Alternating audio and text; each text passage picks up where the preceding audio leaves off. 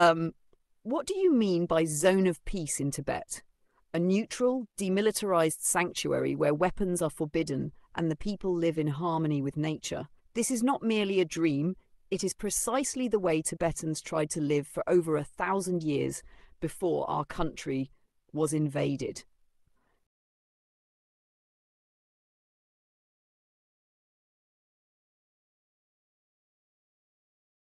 你所说的西藏的和平区是什么意思？嗯，这是一个中立的、非军事化的圣地，禁止武器，人们与自然和谐共生。这不仅仅是一个梦想，这正是藏族人民我们的国家被入侵之前千余年来努力生活的方式。